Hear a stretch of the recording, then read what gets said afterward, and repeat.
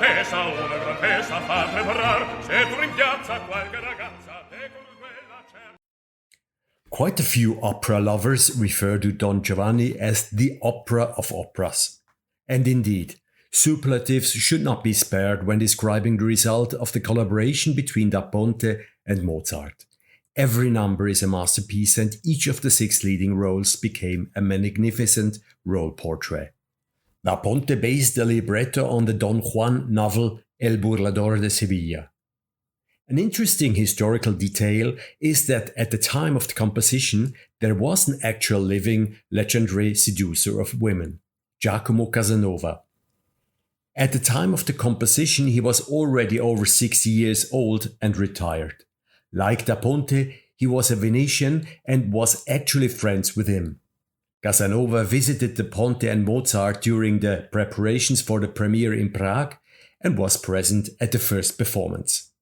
Apparently, he also gave advice for the libretto, but it is unclear whether Da Ponte took this into account. The literary model also includes the figure of the commendatore, who becomes a stone guest through his death. This ghostly figure took on dramatic significance for the history of composition. For shortly after Mozart received the commission to compose Don Giovanni from Prague, the catastrophe of his father's death occurred. Mozart was devastated. This gave rise to the hypothesis that Mozart immortalized his father, who was also his patriarch, in the role of the stone guest. Mozart never actually commented on the biographical background of this figure, and so this theory remains speculation. Mozart did not comment much, but everything can be found in the music or between the lines. For example, that the role of the servant Leporello is the same size as that of his aristocratic master, and that both have the same voice part. The fact that an aristocratic master and his servant are placed on the same level was revolutionary in courtly Vienna and broke all norms. The main roles: Don Giovanni, a licentious nobleman; Leporello, servant of Don Giovanni; Commendatore, member of a knightly order; Donna Anna, daughter of the Commendatore; Don Ottavio, Donna Anna's fiancé; Donna Elvira, noblewoman from Burgos; Zerlina, peasant woman; Masetto, Zerlina's bridge room. The opera begins with fateful chords. Mozart chooses D minor for the beginning of the overture, a key that he reserves only for the most tragic moments, as in his Requiem.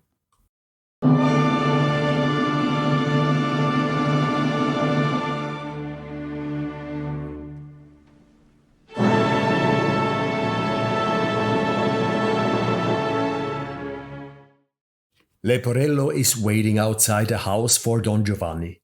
He is annoyed that he once again has to spend the night. Again, his master is in a woman's bedroom. Leporello is a buffo character, a man of the people. Mozart has written simple and effective music for him. His entrance aria is captivating. The text, Notto e giorno faticar, night and day to tire oneself out, has become proverbial. Notte e giorno faticar, perché nulla sa gradir, piova e vento sopportar, mangiar male e mal dormir. Voglio fare il gentiluomo e non voglio più servir e non... Don Giovanni appears in the arms of Donna Anna, who does not want to let him go. She wants to know his name. Don Giovanni is finally able to get rid of her. Interestingly, throughout the opera, we are not told what exactly happened in the bedroom. Did something happen? If so, was it consensual? The noise has woken up the Commendatore. He attacks the seducer with his sword, and Don Giovanni stabs the Commendatore in a duel. He and Leporello leave the scene of the crime. Donna Anna returns with her fiancé, Don Ottavio. They are horrified to find the father lying dead on the floor. Donna Anna wants Don Ottavio to avenge her father.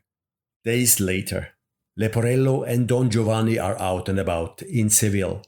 Leporello accuses Don Giovanni of leading the life of a scoundrel. Don Giovanni waves it off because his unerring sense tells him that a woman is nearby. Donna Elvira does indeed appear. She's a woman from Burgos who has been seduced and abandoned by Don Giovanni and is now looking for him. Don Giovanni does not recognize her and speaks to the beauty, but she recognizes him. After the obligatory jealousy scene, Don Giovanni leaves the unfortunate woman and Leporello advises her to forget Don Giovanni, as she will be neither his first nor his last conquest. He gleefully tells her that he has already had over 2,000 lovers and explains Don Giovanni's conquest technique to her in detail. Accompanied by giggling flutes, he begins to read from the register of Giovanni's conquests. Osservate, leggete con me. In Italia 640, in Lamagna 231, 100 in Francia, in Turchia 91. Donna Elvira recognizes the hopelessness and swears revenge. Meanwhile, Don Giovanni is already working on his next conquest. He comes across their wedding party and sees a beautiful bride. He approaches the couple. He quickly devises a ruse. He instructs Leporello to entertain the party in style, during which he will seduce the bride Zerlina in peace. He invites the wedding party to his castle. Masetto smells a rat, but Zerlina assures him that he need have no fear. Masetto is upset but resigns himself to his fate. Zerlina and Don Giovanni are now alone for a moment. Don Giovanni explains to Zerlina that it would be too bad if she were to give herself to a country bumpkin and promises her marriage and a life together in his castle. Zerlina suspects a trick, but in the end she agrees and they go to the castle. In this scene, we experience Don Giovanni's art of seduction for the first time.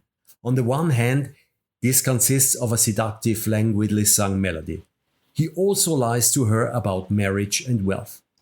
Zerlina is somewhat coy, vorrei e non vorrei, I want and yet I don't want. But Mozart shows us with his music that she's happy to be soaped by her Prince Charming, Don Giovanni, as he has her musically repeat everything Don Giovanni sings to her until they finally sing the melody together.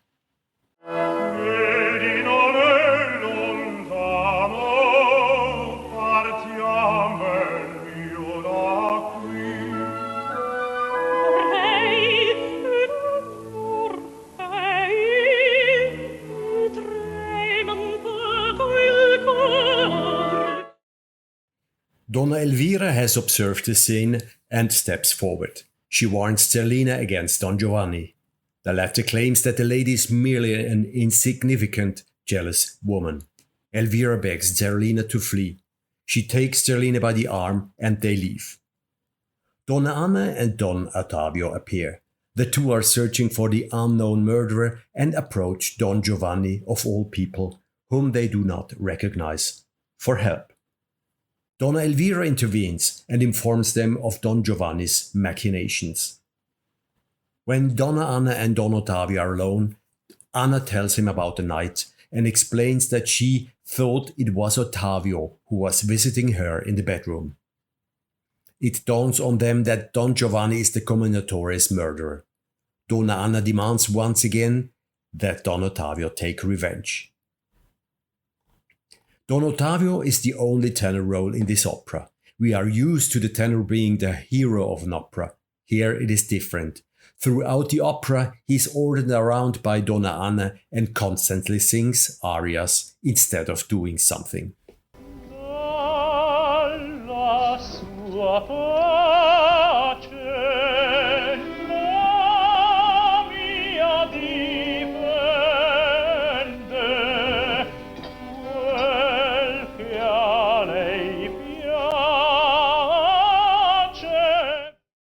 Don Giovanni goes back to the castle.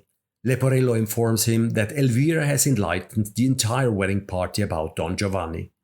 He then succeeded in chasing Elvira out of the castle. Don Giovanni praises Leporello and looks forward to the evening's conquests. Don Giovanni's champagne aria is an exuberant piece in which he gives Leporello instructions for the evening at breathtaking speed. Leporello is to organize a party with music and dancing and make sure that everyone is drunk so that Don Giovanni can pursue his favorite activity.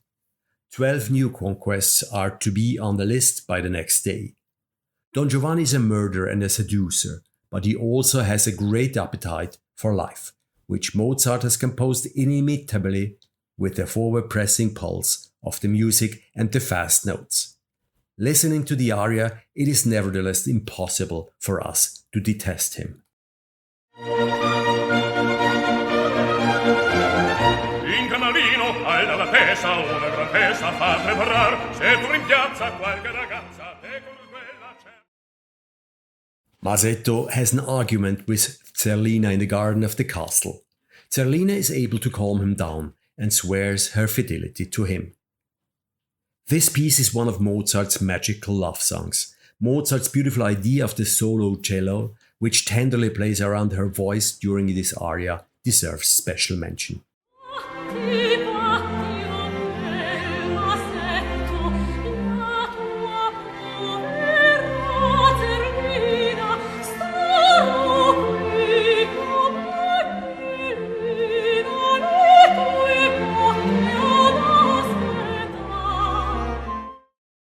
Don Giovanni appears and invites the company into the ballroom.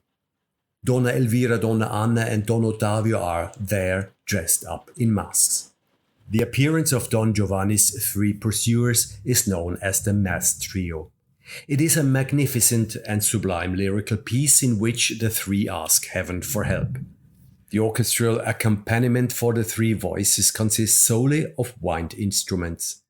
Don Ottavio's voice forms the bass foundation for the heartfelt singing of the two women.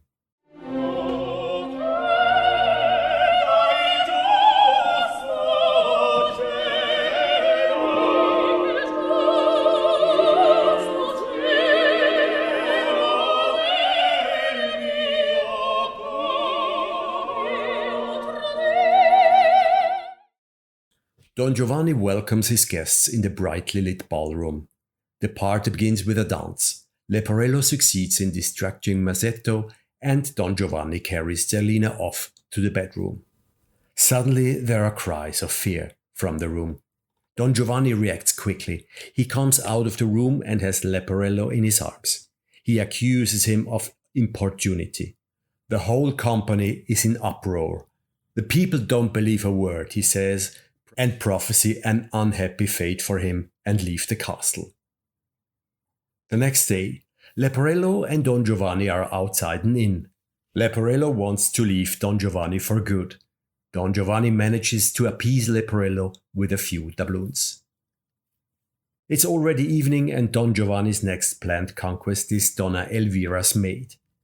First, Donna Elvira has to be lured out of the house.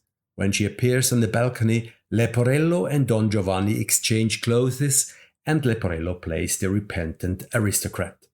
And Leporello moves his lips to the song of the hidden Don Giovanni. The plan works and Donna Elvira comes down to Leporello, alias Don Giovanni. Don Giovanni drives them both away disguised as highwaymen. The way is now clear for Don Giovanni, who serenades the maid. Mozart accompanies the serenade with the plucked music of the mandolin, which gives the piece an unmistakable note. It is sung at a hushed volume in the quiet of the evening so that it is not heard by the neighbors. Da Ponte has made the words so tender that they almost cross the line into farce.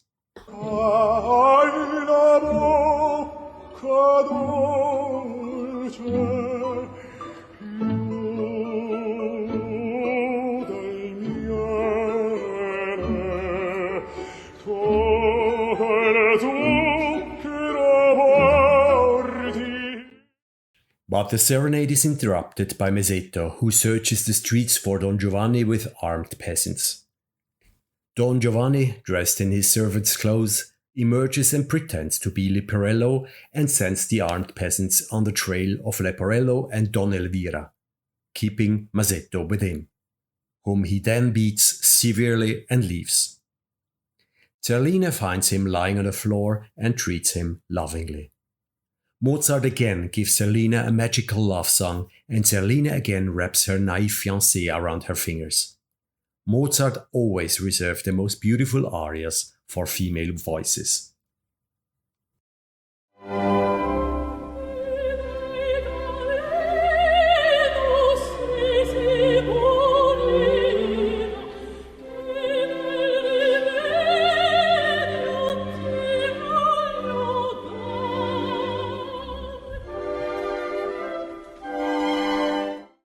Leporello and Donna Elvira have arrived in an inner courtyard. Leporello no longer knows what to do and leaves. Ottavio and Donna Anna now appear, followed a little later by Masetto and Zerlina. They find Leporello a little later.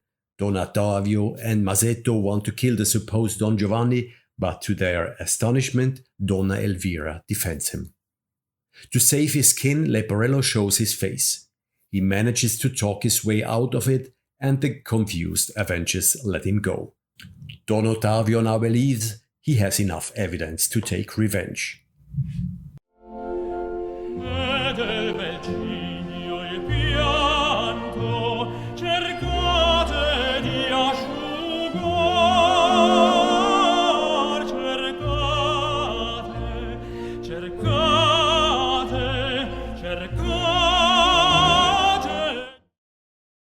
Donna Elvira is desperate, but deep down she has to admit that she feels sorry for Don Giovanni because of the fate that awaits him.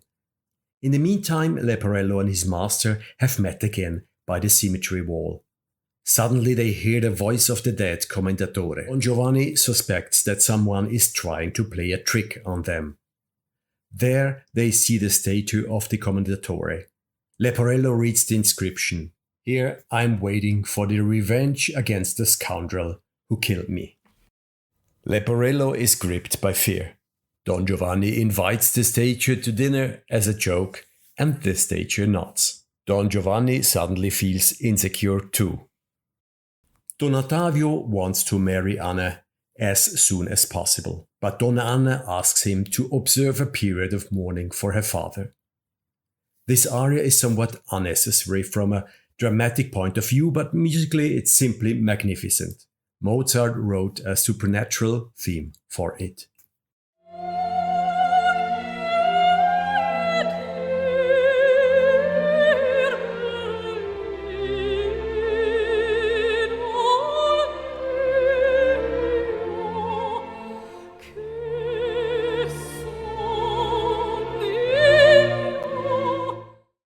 Don Giovanni is in the castle and eats with a barbaric appetite, served by Leporello and entertained by a group of musicians.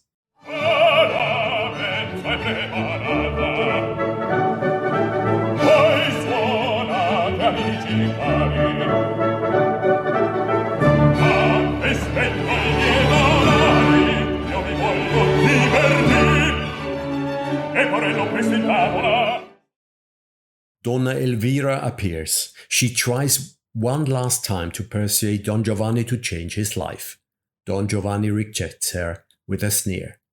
As Donna Elvira leaves the castle, we hear her scream and a knock at the door. The stone Commendatore is at the door. He has come to dine with Don Giovanni.